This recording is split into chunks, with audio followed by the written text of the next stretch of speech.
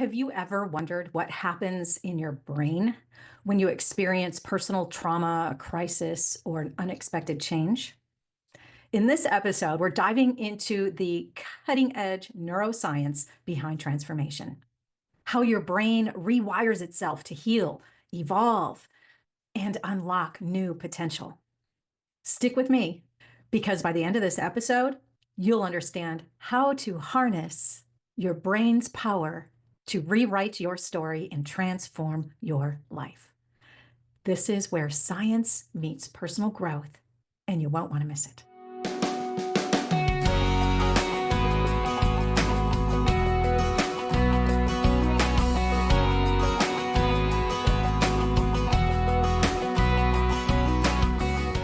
Welcome back, my amazing listeners and viewers, to another deeply transformative episode of the Transform with Angel show. I'm your host, Angel Carlton Anderson. And if this is your first time tuning in, welcome. I'm so glad you're here. Today, we're getting into some next level science. This is the neuroscience behind transformation. We talk about transformation in the form of going through massive change in your life that you don't quite understand. Perhaps it's a spiritual awakening. Perhaps you're at the effect of some trauma, some crisis happening, and you know your life is changing. So we're going to explore what really happens in your brain during moments of personal growth, crisis, and change. And as always, we'll connect these insights to the 6 stages of transformation, which is realize, release, rebound, reinvent, resurrect, and respond. According to the research of Dr. Joe Dispenza, from which I'm a huge fan, 90% of the thoughts we think today are the same thoughts we thought yesterday, which means most of our behaviors are rooted in old limiting patterns. However, Dr. Joe Dispenza's studies show that through practices like meditation and intentional thought, we can rewire our brains and create new neural pathways that lead to profound change. People have healed lifelong ailments like blindness and stepping out of wheelchairs where they couldn't walk. If you haven't followed the work of Dr. Joe Dispenza, I highly recommend that you do. So anyway, today we'll explore how those discoveries empower us to break free from the past and evolve into the next greatest version of ourselves. We're talking about brain chemistry, something called neuroplasticity, and how our brains respond to trauma, crisis, and change. This is not just surface level stuff. You'll walk away with attainable nuggets that you can apply into your own journey. So stay tuned to the very end, because I have a really powerful affirmation for you, as well as we always do, because this episode is about to get deep. And if you haven't already, please subscribe to my channel so you'll be the first to know when new episodes are released. This first segment, I want to talk a little bit about neuroplasticity and the realization stage. Realize is the first stage of the transformation process. This is the moment you become aware of something. It's what I call the oh shift moment. You know your life is changing or something is about to change. It could be awareness of a limiting belief, an emotional block, or a habit that's holding you back. But what's happening in the brain when we have these realizations, these little mini epiphanies, these aha moments? This is where the concept of neuroplasticity comes in. Neuroplasticity refers to the brain's ability to change its structure in response to the experience that we're having. The old belief is that the brain is fixed after childhood. That has been completely debunked by countless studies. Neuroplasticity shows us that we have the power to rewire our brains at any point in our lives. A study from Harvard Medical School demonstrates that even a single moment of mindfulness, a conscious realization, can lead to measurable changes in brain activity. When you become aware of new insights about yourself, you activate the prefrontal cortex. That's the part of the brain that's responsible for executive function, for decision making, and self reflection. This is the first step towards laying down new neural pathways. One of the most fascinating aspects of neuroplasticity is that the more you engage in self awareness practices, like meditation or journaling, the stronger those neural pathways become. Over time, what once felt like a monumental shift in awareness becomes second nature. That's when we move into the resurrect stage. But we'll get there. This is the power of realization and self awareness.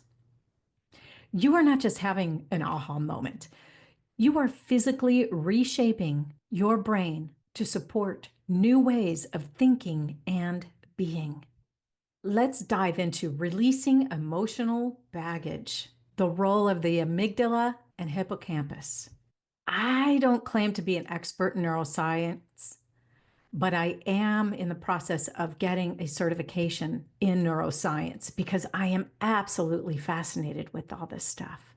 So, as we look at the next stage, the second stage in the transformation process, the release stage, this is where you let go of old patterns, emotions, or even trauma that no longer serves you. It may never have served you, but we hang on to it and use this as part of the story that we tell ourselves, that we tell others. It's time to let that go. But letting go is easier said than done, and I understand that.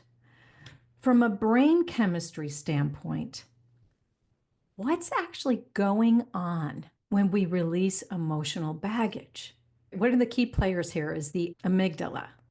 This is the part of the brain that processes fear, stress, and your emotional responses to crisis, trauma, or any other experience that you have. When we have been carrying around emotional pain or trauma, the amygdala often remains in a heightened state of activity. This is why unresolved trauma can keep you stuck in a loop of anxiety or fear or stress. It can get very dangerous if we don't learn how to manage this. Your brain gets wired to constantly anticipate danger, even when none exists. I've been there. It's not fun. An unexpected change occurred in the form of betrayal from a coworker, which led me to losing a job I absolutely loved. From that point forward, I seemed to keep digging myself into this deeper and deeper hole of darkness. The fear of not being able to pay my bills or support my son, it was terrifying. And then one thing after the next began to unfold from that fear. These negative patterns of thought that I have created, these new neural pathways in my brain, were like a little shovel that dug the hole deeper and deeper. I didn't realize it until I began to make some serious changes and intentional changes in my life, just how deep into the darkness I had slipped. But I knew the power of the brain, and as hard as it was, I began to change my thinking. As a result, I healed, I transformed, and literally started creating the life of my dreams, full of limitless potential, infinite possibilities. I woke up to who I truly am. I don't know who that person was, but I'm glad I stepped away from her. Yoga, meditation, journaling, once again became my biggest friends during this process. In a study from the University of Wisconsin-Madison, researchers found that mindfulness meditation, which can be a key tool for emotional release, actually reduces activity in the amygdala, allowing people to better regulate their emotions. Over time, the reduced amygdala activation helps the brain switch out survival mode and into a more balanced, calm state. At the same time, the hippocampus, which is responsible for memory, plays a role in how we release the past. Traumatic memories often get stuck in the brain, especially in the hippocampus, which can lead to repeated flashbacks or intrusive thoughts, which trigger that same emotional response and fear that keep us from moving forward or taking risks. But here's the good news. Studies have shown that engaging in therapy, meditation, and journaling can help you process and integrate those memories in a healthier way. When we actively work on releasing the trauma, the memories from crisis, we allow the hippocampus to store those memories differently without the emotional charge that they once carried. This is why releasing isn't just emotional, it's biological. You're rewiring your brain, reducing that overactivity in the amygdala and healing the way your brain stores painful memories. It's literally creating more space for you to move forward. The rebound effect, dopamine, and reinventing yourself. Now we come to the rebound stage, where you begin to bounce back after releasing old patterns. This is where the brain's reward system kicks in, one of the most important neurotransmitters here is dopamine. This is the chemical that gives you the feeling of pleasure and reward. It's the same feeling you get when you get likes on your social media posts. It can be addictive, so be mindful of that. But it's also very healthy for you as well as you are healing and recovering from trauma. When you release limiting beliefs or break free from trauma, your brain experiences a boost in dopamine. You're no longer weighed down by fear or emotional baggage. So the brain's reward system activates, motivating you to take action and move toward new possibilities. A fascinating study from the University of California, Berkeley, found that people who experience moments of personal breakthrough, whether through therapy, self-reflection, or a spiritual practice, often experience a surge in dopamine, which reinforces their desire to continue growing and evolving. This stage is crucial because it's where you begin to feel the benefits of all this hard work of the transformation process. You've released the past, and now your brain is rewarding you with a sense of momentum. That dopamine boost makes you more resilient, more creative, and more motivated to keep you moving forward. You are essentially training your brain to associate growth with positive emotions. Trauma and reinvention, the prefrontal cortex, and the growth of a new identity. Let's dive into the reinventing stage. This is the stage where you start to build a new version of yourself. But what happens to your brain after trauma or crisis? Why do some people get stuck in the pain while others reinvent themselves and grow? This is where the prefrontal cortex comes in again. The prefrontal cortex is responsible for that higher order thinking, planning, and emotional regulation. This is where our emotional intelligence stems from. After a trauma, the prefrontal cortex can actually become less active, which is why people often feel disconnected, scattered, or unable to move forward. I do believe this is why, after the COVID pandemic, which was highly traumatic for, I'm going to say, all of us, so many people had a difficult time reintegrating back into life. Some people were never the same after that. It did alter us just slightly. But here's the silver lining. Studies have shown that with the right tools, whether it's cognitive behavioral therapy, mindfulness, or journaling, again, the prefrontal cortex can re-engage, allowing you to begin the process of reinvention.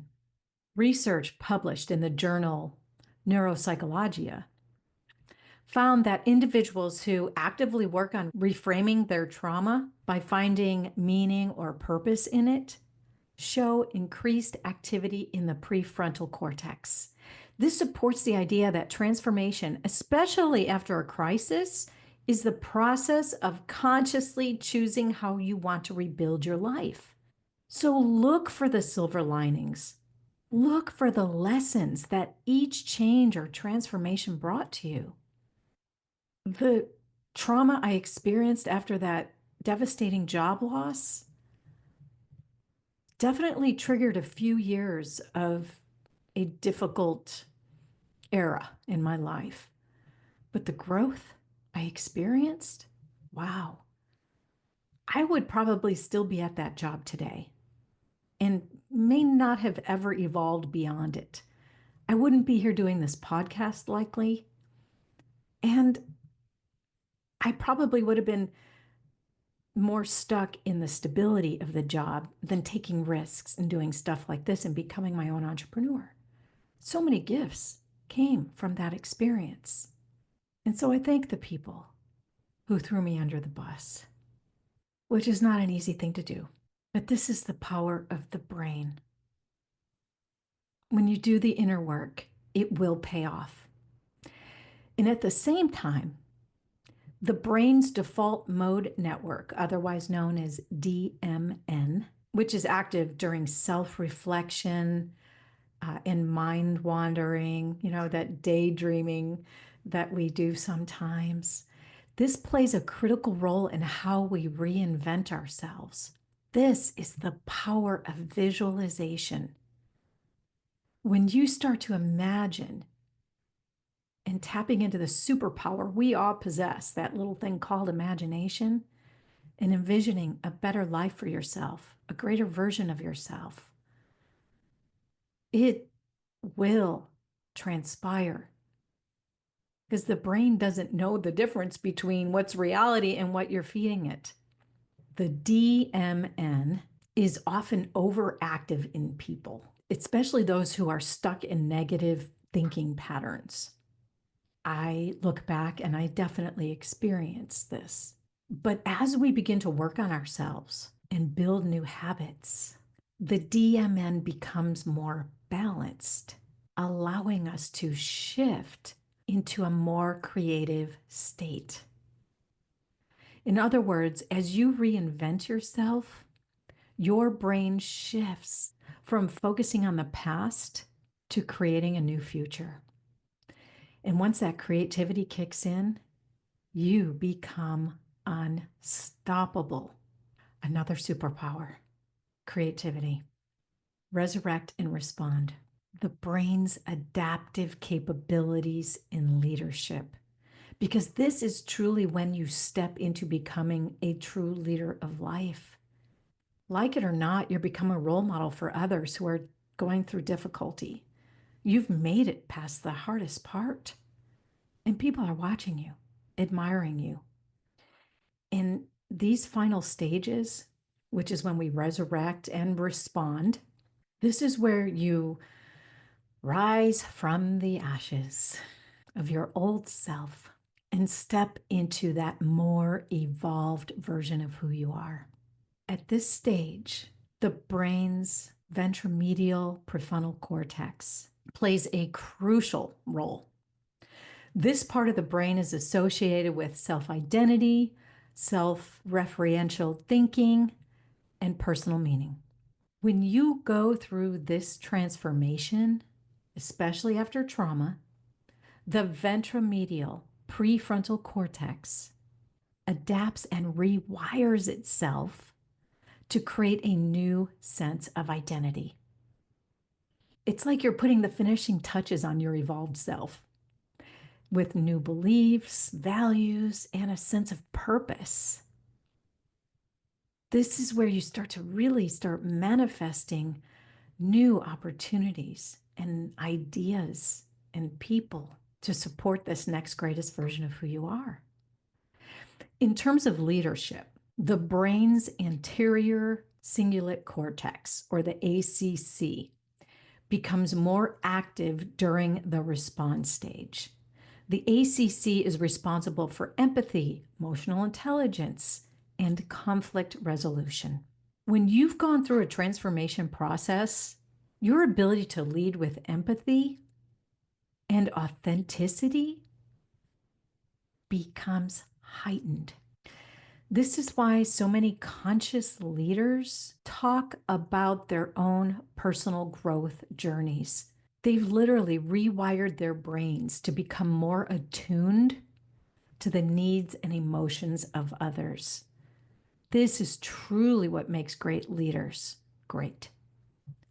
I've had the opportunity to interview a lot of high-profile, very influential leaders of our day in the Leading the Way podcast that I did previously. Go back through my channel and listen to some of those stories, the journeys of success that these leaders have had, the failures that they've encountered that they turned into catalysts for greatness. Those stories are so inspiring, but it's true. And once you understand the brain activity, that even becomes more powerful. So what's the call to action here? Embrace your brain's capacity for change. So what can you take away from all this science? Your brain is an extraordinary tool for transformation. Whether you're in the midst of a crisis, recovering from trauma, or simply striving to be a better version of yourself, your brain is constantly adapting, rewiring, and evolving to support you. Here's your call to action. Start by realizing where you are in your own journey. Are you holding on to past trauma? Are you ready to release? Are you rebounding from a setback, or are you reinventing your life from the ground up? Wherever you are, know that your brain has the capacity to support your growth at every step. And as always, on the Transform with Angels show, I like to lock in the message with a powerful affirmation.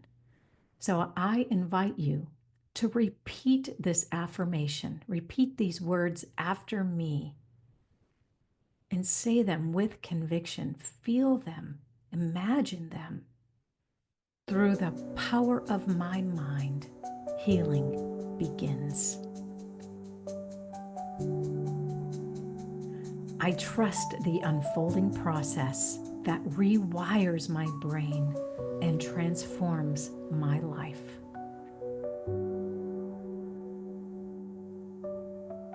With every new thought, I am rewriting my story for growth, peace, and purpose.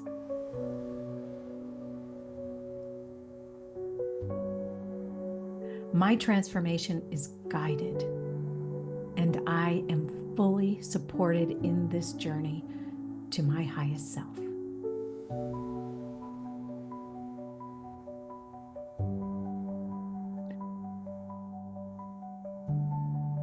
Let let this affirmation guide you as you move through the stages of transformation. Thank you so much for joining me on this episode of the Transform with Angel show. Remember, your brain is such a powerful tool, one that's always working in your favor, even in times of challenge, but you've got to feed it with the right stuff. Stay committed to your growth. And as always, strive to be your best self. And I will see you next time. Bye-bye. Hello, friends. I want to thank you for tuning into this episode of the Transform with Angel show. If you found value in this video, go ahead and hit that like button. Share it with somebody who may need to hear this same message. Leave a comment. I do want to know your thoughts. And again, if you haven't already, please subscribe to my channel. And while you are happy clicking away, click on over to transformwithangel.com where you can download your free copy of my latest book, How to Conquer Anything. It's another resource for you to move through these transformative times. And while you're there, visit our shop where you can find some valuable resources to transform your health. There's another free gift waiting for you there. Again, I appreciate you. Stay fabulous. See you soon.